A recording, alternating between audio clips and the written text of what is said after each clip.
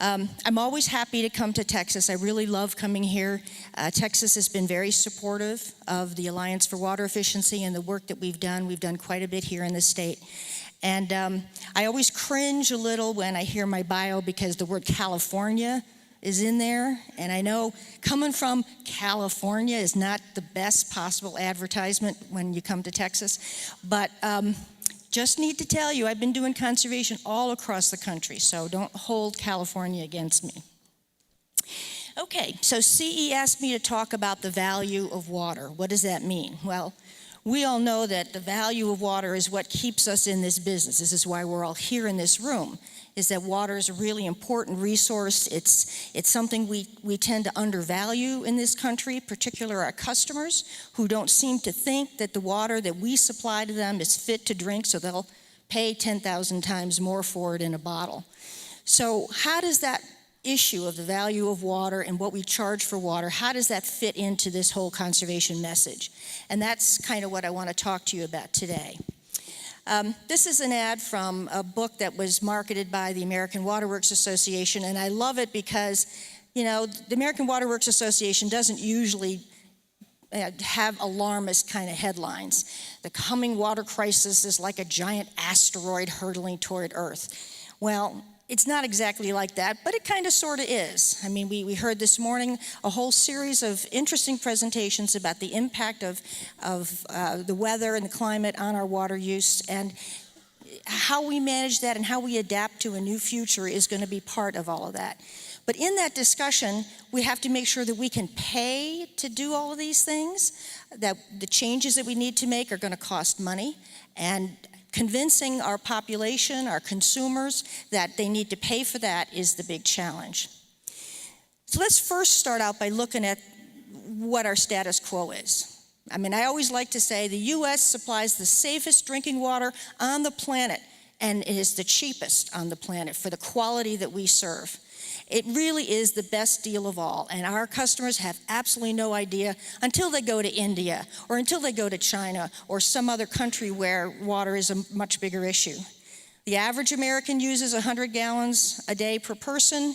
The American household, on average, spends about a little over $500 a year on water and wastewater charges, in contrast to $700 or more that they spend on soft drinks and other bottled water beverages.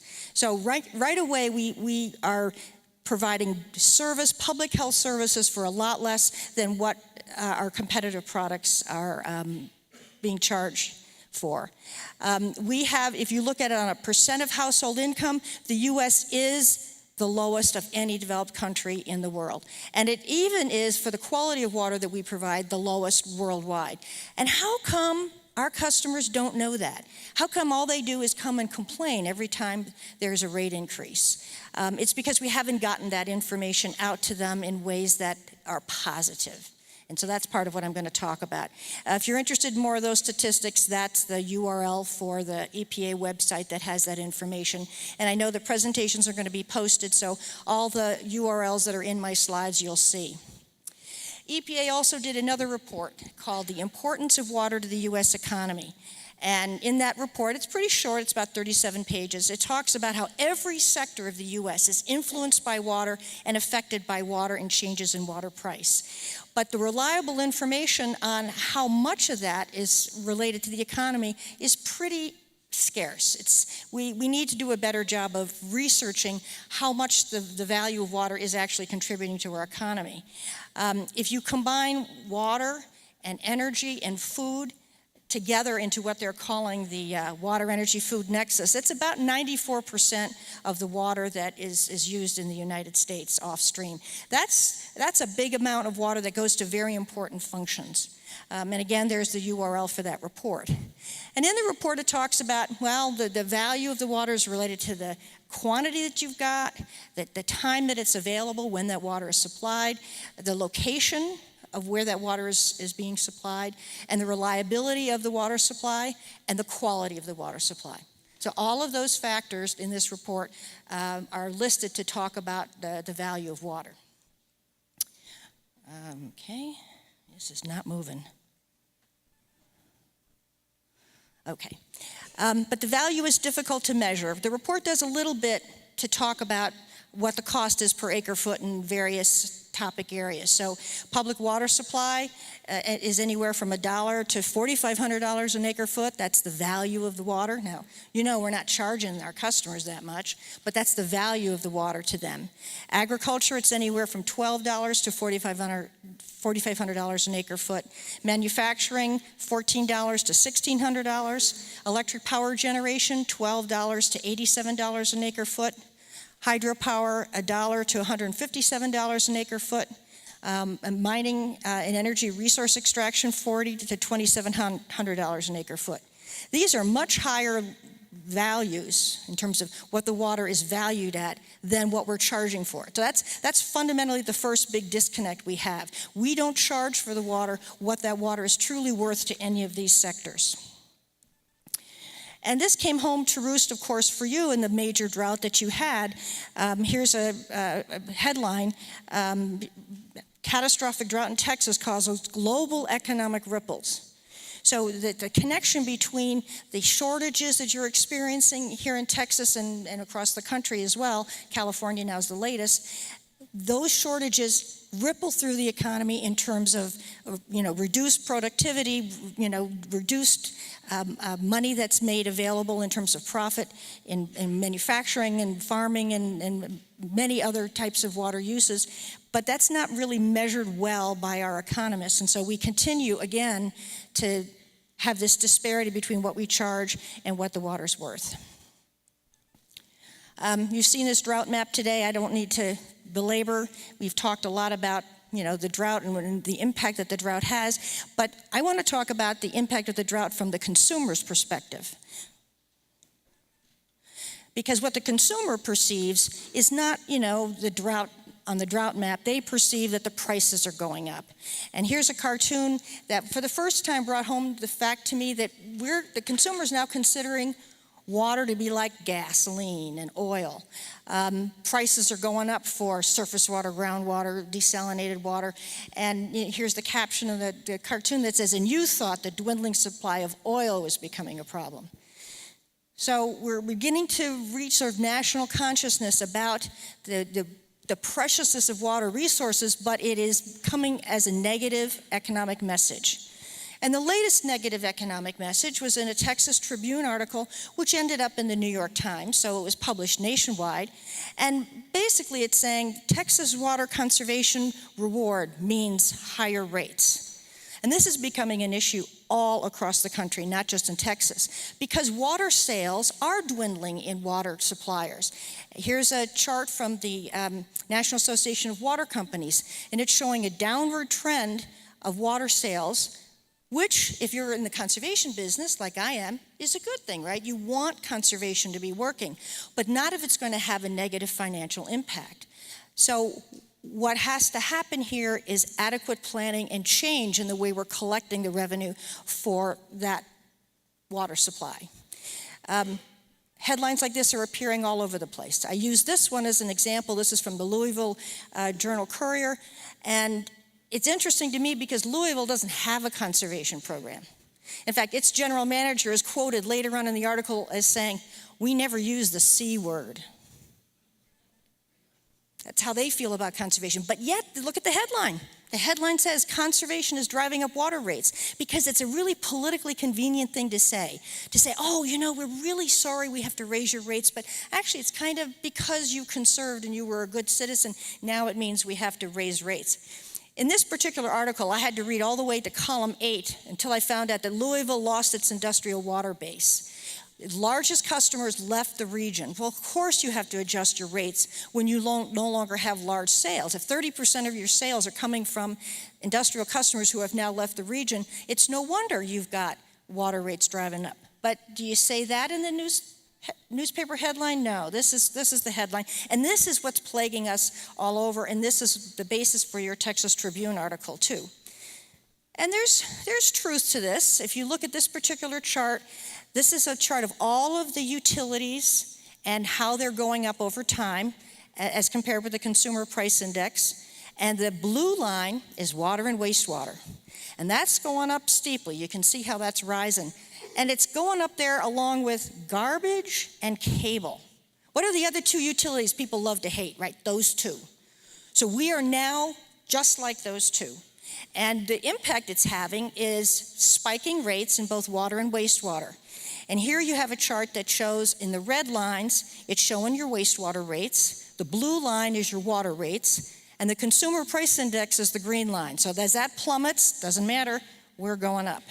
And we're going up for a lot of reasons that are important to note. It's not just conservation that's making this happen. There are some conservation activities, true. We've passed laws in this country to limit the flow and the volume of water coming through plumbing fixtures. Texas was a leader in the country. It adopted, and it's in effect right now in 2014, a water sense standard for all of its plumbing fixtures. So when Carol says high efficiency, she's absolutely right. Texas has the most stringent standards, higher than the federal government. So the net effect of that, of course, is that as consumers go to Home Depot and go to Lowe's and buy fixtures and remodel their bathrooms, demand is going down automatically. It has nothing to do with what a water district is doing. It's happening automatically. So that's one of the factors. And then where there are active conservation programs, and I'm not talking about just a school education program, I'm talking about, big retrofit programs where there's money being spent. That reduces demand. But then there's a demand from other things. The downturn in the economy, the recession had a huge impact around the country. Industrial shift layoffs, some companies went from 3 to 2 shifts. That's a big reduction. Foreclosed homes weren't using water. And then the variations in the weather. When it rains, right, outdoor irrigation goes down. So if you've structured your revenue to collect a lot of high revenue from those high water using irrigation customers, landscape, urban customers, once they conserve and stop using that water, your revenues go down, and when it rains, they really go down. So these are some of the factors that are affecting the reduced water sales that we're experiencing.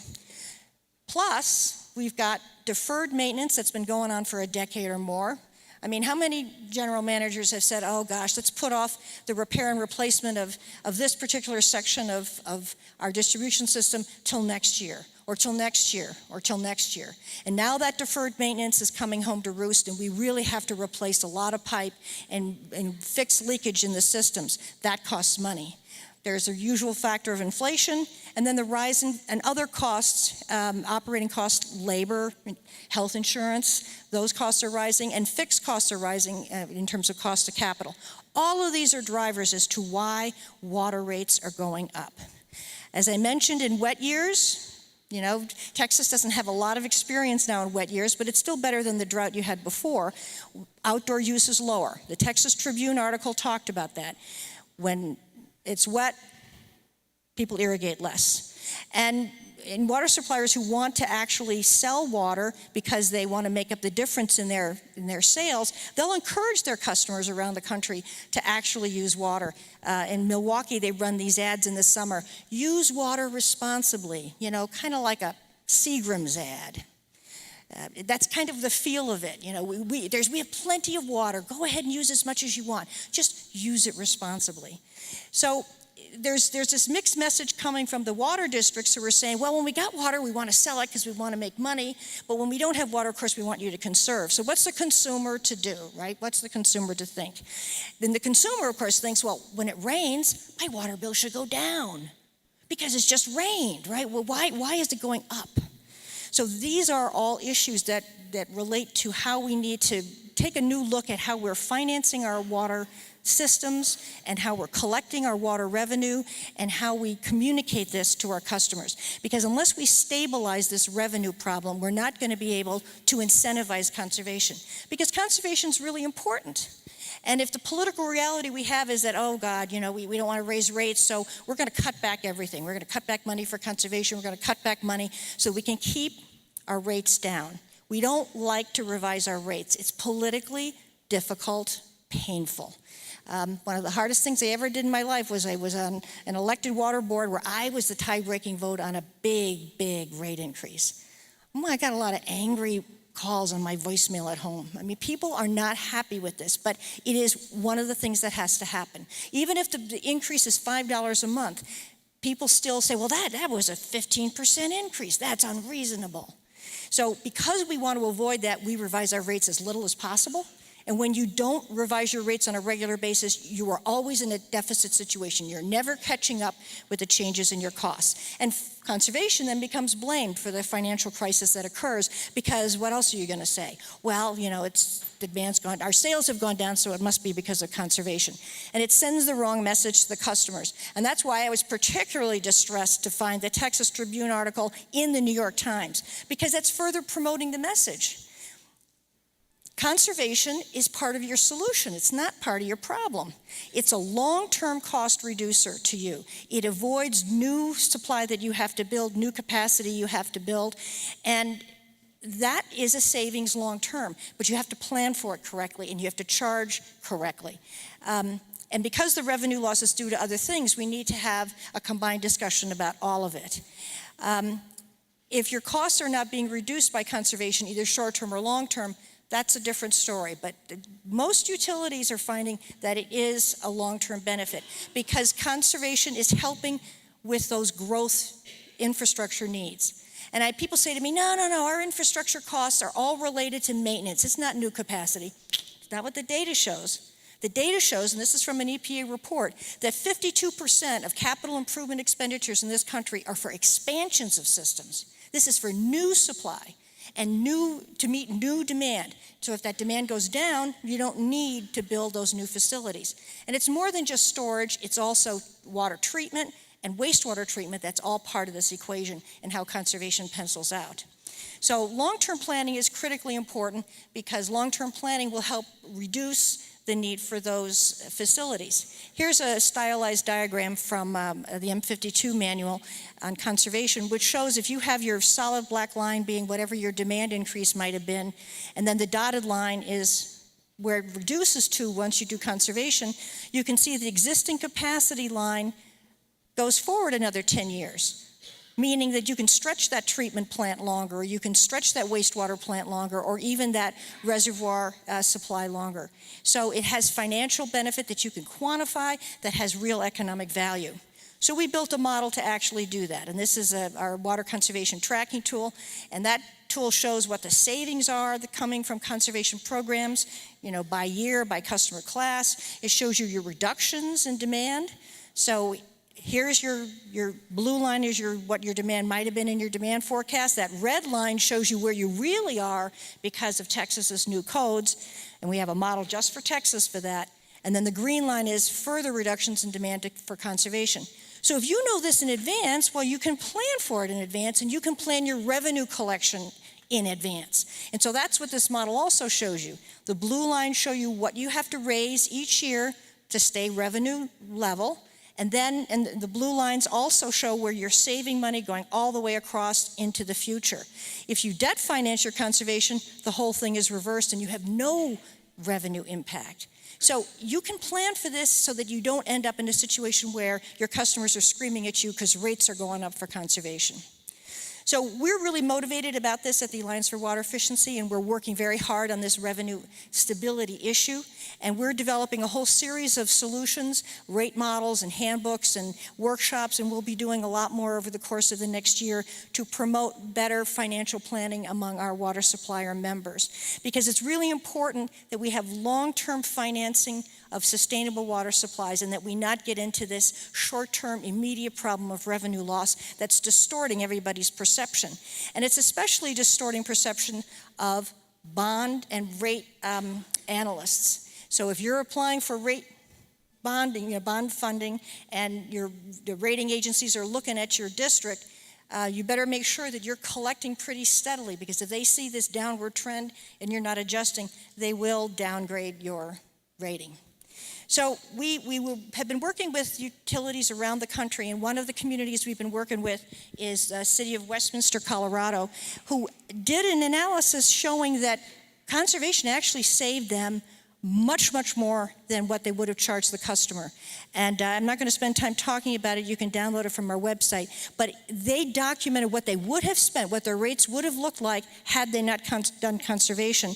And their rates would have been 91% higher without it. So it's a good, interesting success story. This is, again, the Texas Tribune article. It shows you in the New York Times. But I wanted to have a little circled paragraph, because there they talk about the bond rating, the downgrading in Fort Worth, because the bonding rating agency said you conserved too much and you didn't collect enough money, and so therefore you're short. And then with the bonding short, with the bond rating change, as it says here, it cost the city of Fort Worth $11 million, which they are blaming conservation for. But that's not really the answer. The answer is, if you're not revising your revenue collection mechanism to deal with what is an obvious reality that's documented, you're not planning properly. It has nothing to do with conservation. So that's the message that we're trying to give everybody, that we need to actually do a better planning job of this. But we need our customers to be part of this. And guess what? Our customers are pretty clueless about how much water they actually use, how much value they get for the water that they're receiving, and they complain about the cost of tap water when they'll spend ridiculous amounts of money for it coming out of a bottle. So we have an education problem that we seriously have to deal with, and they need to understand what we're up against when we're running our systems and building our facilities. So we need to educate the consumer, and we need to make sure that they understand what goes into their rate increases and why they're occurring. And we need to involve community leaders who can be recognized as being part of the decision-making process. Because if they are at the table and if they're concurring with the recommendations that are being made for the changes in the revenue structure, you will have partners then in the sale of that revenue structure to the customers. So this is something that we're working on also. And I go back to this chart, because if you show the consumer, well, there's going to be a few years where your rate will go up, but then there'll be nothing but benefit going forward, and your rates could even potentially go down. I mean, that's what this chart is actually showing. So we've tried to tackle the consumer education issue. We've built a website called Home Water Works, which is available for all consumers, and water districts can link to it free of charge. We have a linking package if you're a member. And it has a great water calculator that's got that zip code based information on evapotranspiration, so the landscape calculations for outdoor watering will be very precise. And it's a simple calculator, easy to use, very fun graphics, but it gives you outputs at the end that compares your home water use with what a perfect, efficient water house would be, and what the average use is in your zip code. So it gives the consumer real information about how they might alter their behavior. We've also developed a campaign. You've got a card for that in your packet. It's a campaign that we make available free of charge to our members, and it uses this water bottle, or any 20-ounce water bottle, as an example of water waste, to try and quantify for the customer what it all means. So if they've got a running toilet, they'll know by this ad when they see it that that's 800 bottles in one day from just a leaking toilet in their house. We have a same ad for a broken sprinkler head, can waste 384 of these bottles in 10 minutes. So we're trying to get the consumer to understand the value of the water that they're wasting. If you haven't visited our website, we encourage you to visit us. Just Alliance for Water Efficiency, all one word.org, and it'll take you to our website.